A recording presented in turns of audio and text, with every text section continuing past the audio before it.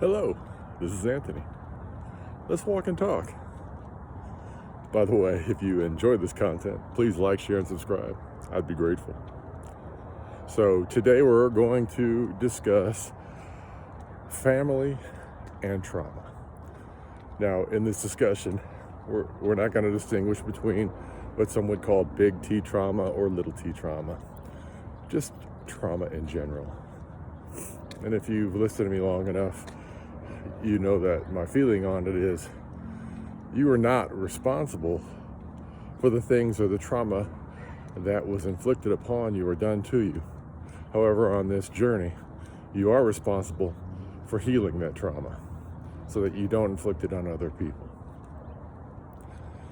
You know, when people are raised, they're raised by imperfect beings, because we are all imperfect beings. And you know, I think it's difficult at times for people to understand that everyone has grown up with trauma of some sort, whether it's big T or little t, sometimes multiple.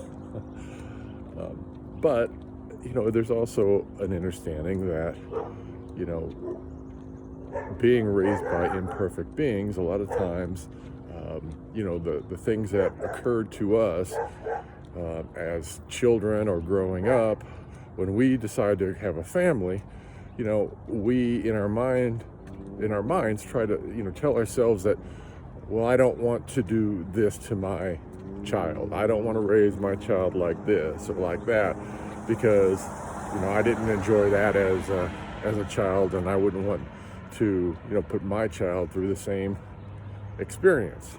However, those experiences that you had, if you haven't gone on a healing journey and truly, you know, come to terms with them and heal from those things, they're going to metastasize in many different ways.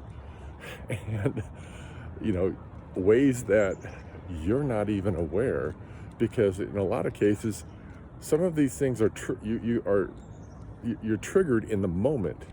And sometimes even the most adept, even the most healed, can still find themselves triggered in the moment. Now, again, this isn't a video for blame. There's no blame in this video. This is just an earnest discussion about family and trauma. You see, the problem a lot of people have is they look at their family, their moms and dads or brothers and sisters and whatnot, and they fear blaming. They don't want to blame. They don't want to point the finger as to why they've had certain experiences at childhood, that stuck with them and caused them to have the feelings that they, you know, experience and you know, have create these emotional bonds and trauma bonds that they experience through life. However, the issue is that because they don't want to blame, or because they don't want to acknowledge or recognize or point out that they've had these traumatic experiences which cause them issues, then what they do is they generally use that as an excuse to fully take a healing journey. What do I mean by that? Well, you know, I've had friends who, for instance, they clearly had a traumatic childhood, and you know, when I've discussed with them about, you know, taking a healing journey, you know, their response is, well, I know that some of the trauma came from this parent or that parent or both parents, and you know, they're getting old and I don't want to upset them or hurt their feelings. Well, let me shed a little light on that. Most of the time when human beings hurt other human beings, it isn't because they wanted to, and especially as people get older and they even haven't healed and they reflect back on their life and they reflect on the relationships that they currently have, especially with their children, they recognize that they weren't perfect. They recognize that they caused problems. They recognize that it created issues, and they do feel sad about it. They do feel sorrow and pain over it.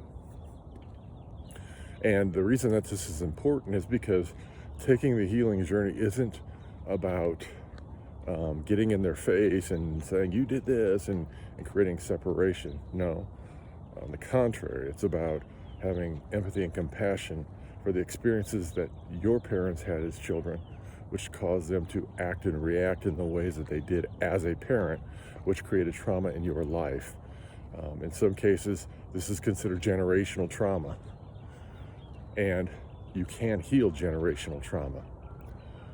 And the problem is when you use this as an excuse of, I don't want to hurt my parents, or my parents are old and I don't want to create, a rift, or I'll wait until they pass.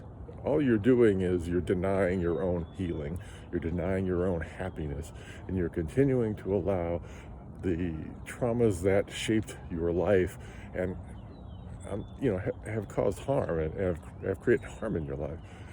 You're continuing to allow that pain to pour out on other people, pour out on relationships, pour out on partners or other children that maybe you've had, or friends, or any number of people around you. And so what you're saying is, I choose to spare my parents, but I choose to take all that trauma and pour it out onto everybody else in the world. Now, most people would logically look at that and go, that's not fair, that's not right. And on top of that, they'd also say, why do you carry this burden and prevent yourself from attaining happiness and true love and joy in your life just because you're not willing to release the baggage or the pain that you're carrying, that a real parent that loved you really wouldn't want you to carry in the first place? You see, that is the paradox of it all. These aren't something that your parents would want you to have to go through life and experience. So if you have traumas that you haven't resolved and you have fear, of healing, then that's on you. But in the future, you can't use your parents as the excuse, because your parents are going to want what's best for you in their hearts, even if they can't outwardly express that. So what say you? Have you found yourself in this position? What do you think about that? Have you met people who are having these experiences? I would genuinely like to know.